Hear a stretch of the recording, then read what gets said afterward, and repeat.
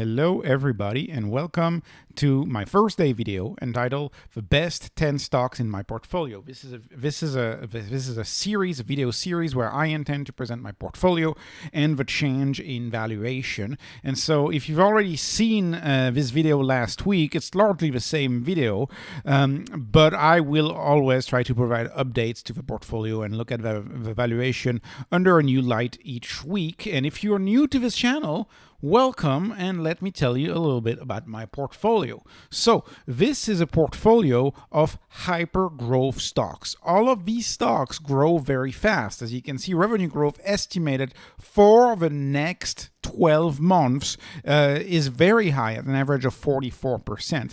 Why do I invest in hyper growth stocks? Because I don't have a choice. Because in my view of the world, 15% nominal return, right? 15% growth in revenue, say, and if the price to sales doesn't change, that's a 15% growth in the stock price.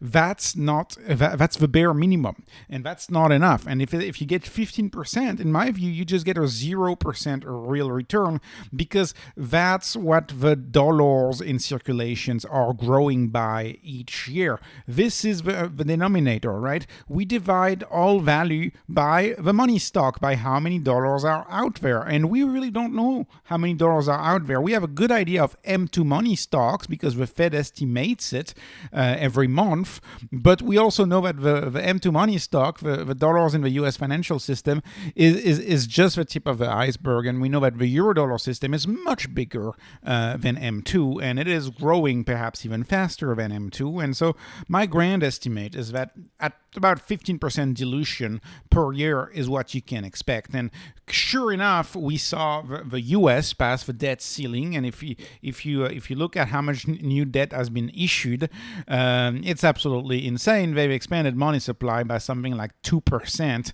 in 10 days. And so that theory about the money stock is holding true.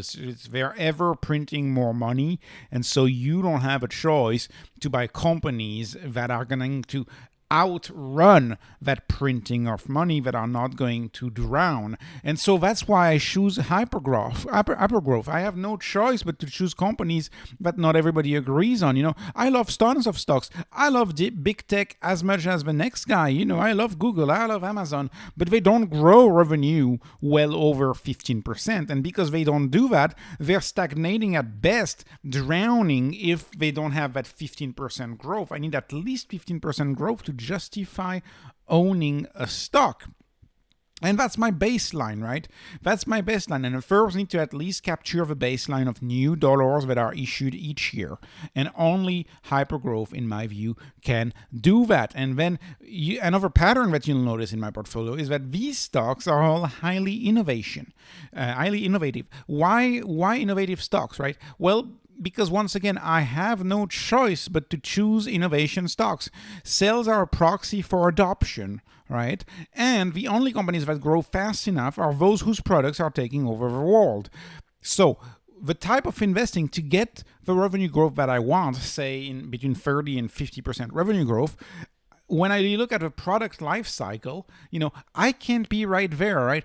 Apple is not going to grow as fast as, say, a Tesla, because everybody has Apple products, right? It's very common. It's not special. Everybody understands the thesis. Everybody understands the thesis of a smartphone. Same for Google. Everybody uses Google. So these stocks are well into the late majority stage, and you're not into the exponentially growing part of the S-curve. This is an S-curve right here. The type of stocks that I try to own are stocks that are very, very early on in their S-curves. That way, they will enjoy that growth. They will enjoy that very high growth that exceeds those 30% that I look for.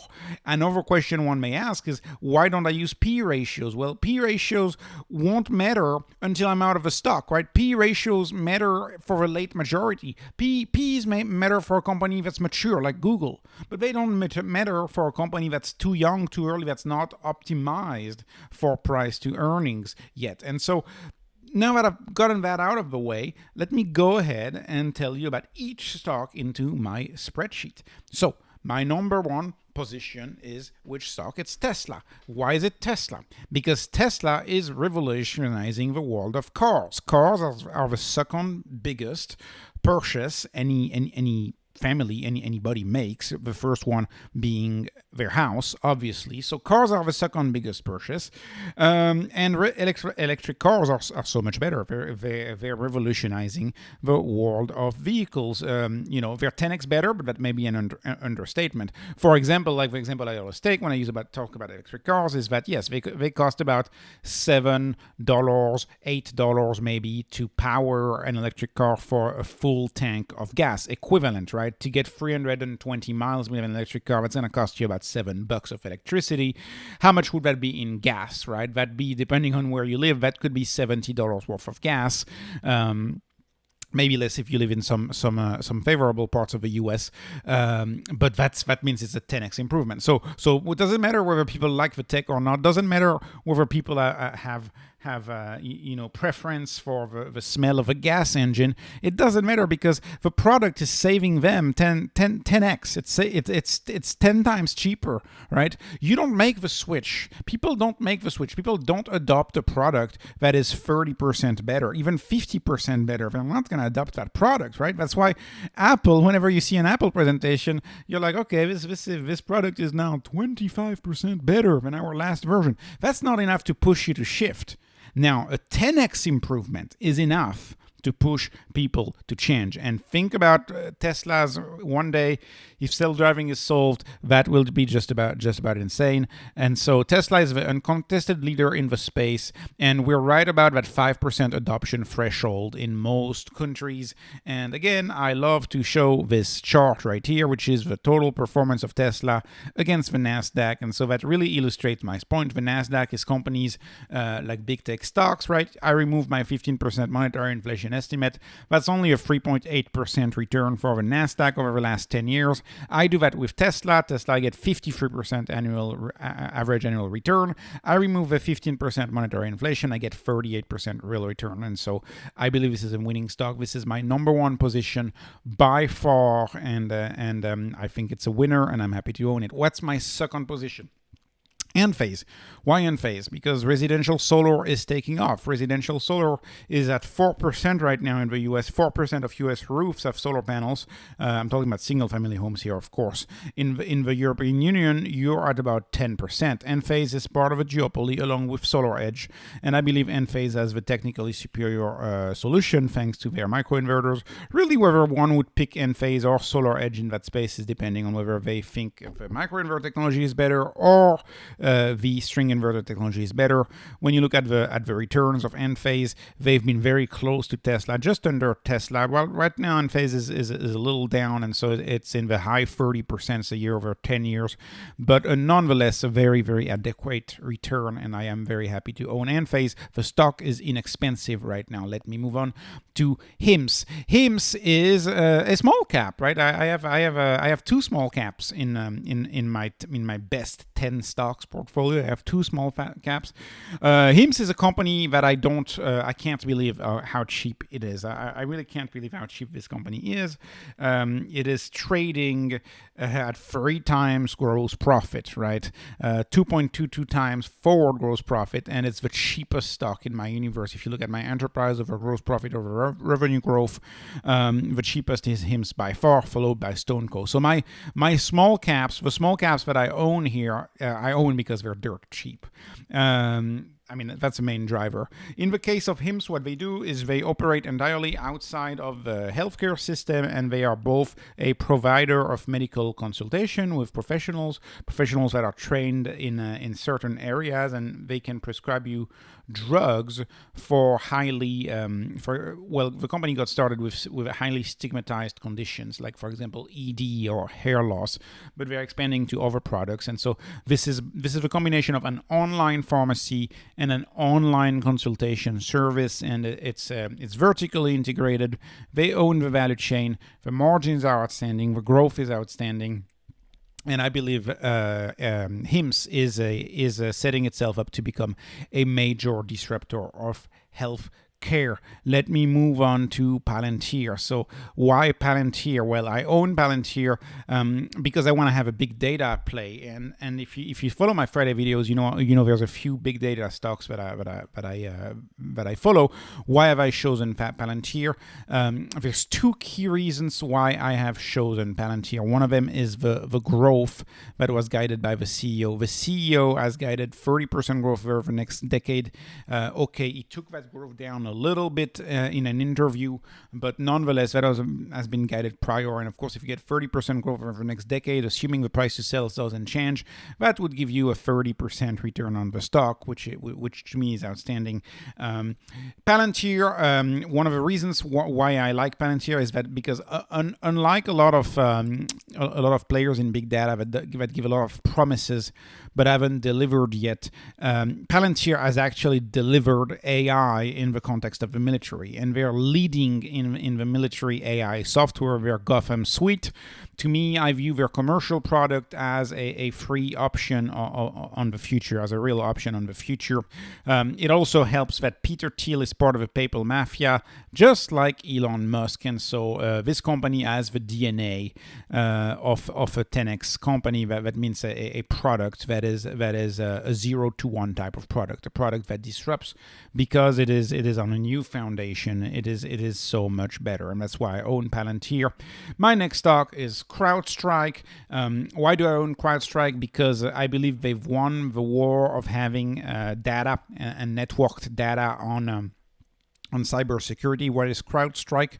Crowdstrike is an endpoint security system. You install that on your laptop. It's like an antivirus, but it's an antivirus that's powered by the cloud. And so what happens is that since they have the biggest network of installed antiviruses out there, they can see whenever there's a breach on any of their millions of endpoint devices, i.e. laptops, that have the product installed. And of course, as soon as one of the laptops in the network has a breach, Crowdstrike is able to broadcast that breach to every single person using the cloud-based antivirus, and they're able to just stop it thanks to AI. And because they have all of the data, my view is that they will win this market because of all the data that they have. It also helps my confidence in the stock to know that we've had guidance from the CEO. They give impressive 3-year out guidance, and if you backtrack it and calculate it, that's about 35% that they've guided for the next 3 years, and so that guides you a company that should be much bigger in the future. Another stock that I own is MercadoLibre. I believe MercadoLibre, founder-led company, tremendous success in Latin America. They're leading e-commerce in Latin America. I believe they're just entering their prime time. The way I view MercadoLibre is buying it right now is kind of like buying an Alibaba in 2007, more than Amazon, because Amazon has e-commerce but makes a lot of money on cloud. MercadoLibre does not have cloud, but it has fintech, it has an ad business, and it has, of course, a successful retail business with a successful delivery business attached to it. When you go back and look at the past 13 years for MercadoLibre, they've achieved a 27% average annual rate of return for the past 3 years. So each year, 27%. But this was calculated right after they've crashed, right after the 2022 crash. If you actually go back before the crash, you're much closer to 35% plus. And I do believe that this is the type of stock that will go back to the performance that it had before the crash that was, driven by our central bank. And that's why I own MercadoLibre. I think it's a great stock to own. StoneCo. StoneCo is my second small cap stock. It's a tiny stock in Brazil. It used to be a much bigger stock, but it crashed in 2021 because they've had a collateral issue and the stock price is slowly recovering. I've used StoneCo as buying Square in 2014, but for pennies on the dollar right now because it's a very dirt cheap stock, as you may be able to see with my metric enterprise value over gross profit over revenue growth. StoneCo is in a quasi-monopoly in Brazil. They have PagSeguro as their competitor. I prefer StoneCo because it's the newer company with I think a little more dynamic marketing, a little more dynamic CEO, although I don't think anybody could be blamed to own PagSeguro. They both kind of own this market. And of course, I also like the Brazil exposure because this gives me exposure to a fast growth emerging market. So I think it's a healthy exposure to have. I like Stone very much.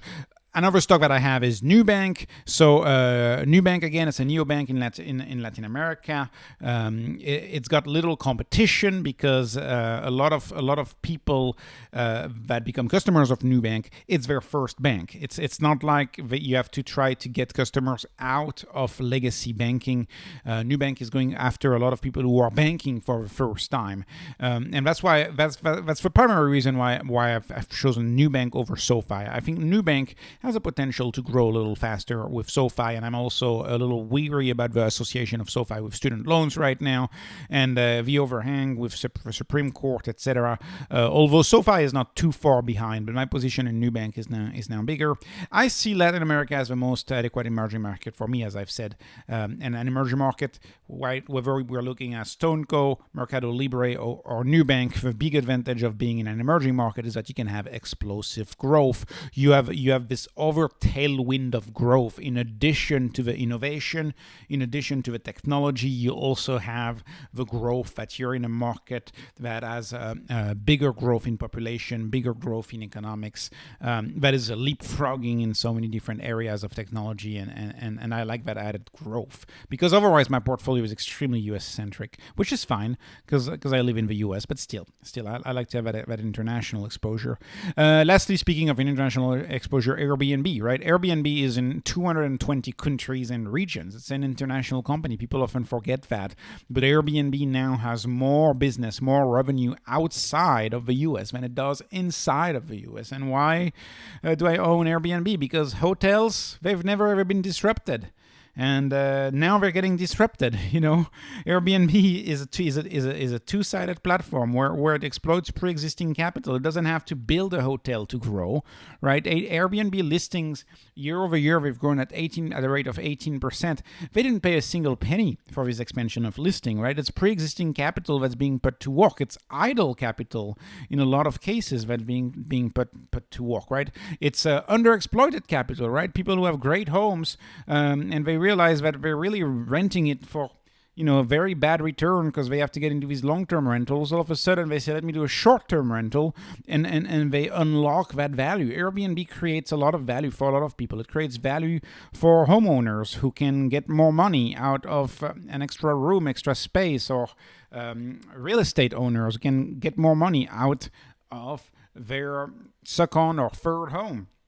But it also unlocks value for travelers, right? Travelers, unless you're like the clearly what hotels target, like hotels target, say the couple who wants to be in like a downtown getaway. Essentially, that's what hotels target. If you're in that category, Airbnb, you're gonna say, it's okay. But if you're in the category where you're traveling, you're 5 people traveling, or you're traveling as a family, or you are looking for certain luxury traveling, or you're looking for like some sort of fun traveling, like you want to sleep in a train car, or you want to sleep in an airplane. If you're looking for any of that, Airbnb is the best cost provider to you, right? It's gonna be cheaper on a per person basis, and it's also gonna be better. So if you're traveling as a family, I believe Airbnb has a lot going for it. Airbnb is also disrupting mom and pop businesses. It's doing very much trying to disrupt the mom and pop rental business of leasing a home for people to live multiple months. And Airbnb is actively working on making leasing multiple months a thing on Airbnb. And it's about 20% of their leasing. 20% of rentals on Airbnb are for stays that are 28 days or longer. And so that's why I think Airbnb is a wonderful stock to own. And let me finish with a controversial pick, at least controversial among stock investors, but that is Microstrategy. Microstrategy is my proxy for Bitcoin. I am using it in this video because I'm talking about stocks, and Microstrategy is a stock, and that is one of the ways that I get exposure to Bitcoin. It's my number 2 position, Microstrategy, right before, if you look, it's my number 2 here. It's just after Tesla. It's actually almost as big as Tesla position. Why MicroStrategy and why Bitcoin in general? Because most of the Bitcoin that I invest in is held in a brain wallet. But why Bitcoin? Well, Bitcoin is a bond alternative. Bonds today, I don't understand who would buy a bond. I mean, bond, you're locking in losses. You're contractually locking in losses with a counterparty. That's what a bond is, right? Locking in losses. And so this whole 60-40% portfolio never made any sense to me. But the whole concept of having an asset that is not related to business risk, that does not have as much business risk as stocks, is very appealing to me, and that's what Bitcoin does for me. That's what I use. And if you go back to a proxy for Bitcoin, which is GBTC, which has been a good proxy for Bitcoin historically, even though it's actually trading at more than a 30% discount. So these numbers are skewed against Bitcoin. But if you look at the total return on my total return calculator right here, you can see that the Grayscale Bitcoin Trust, GBTC, is at a 78% return each year for 5 years that I have highlighted in this calculator here. While Tesla is at 32%.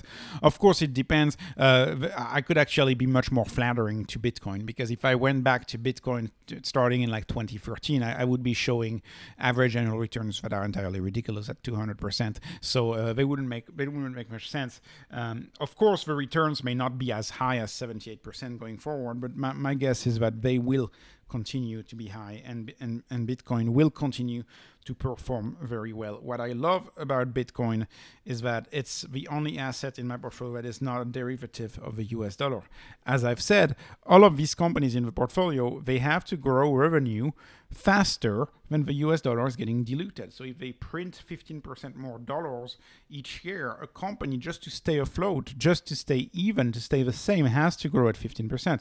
Bitcoin does not have to worry about that, because it's not a stock, it's an asset that is not a derivative of the US dollar like a stock. So, and it has no counterparty risk, which is absolutely amazing. The fact that it has no counterparty risk is amazing.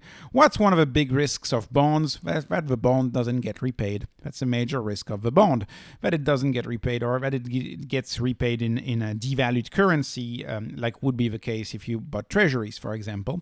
Now, on the other hand, you don't have the counterparty risk when you own Bitcoin, because when you own Bitcoin, you own it in a brain wallet, right? You memorize 12 words and it's in your head. And whatever happens, it's always going to stay in your heads as long as you remember that passphrase. And that's one of the reasons why I love Bitcoin.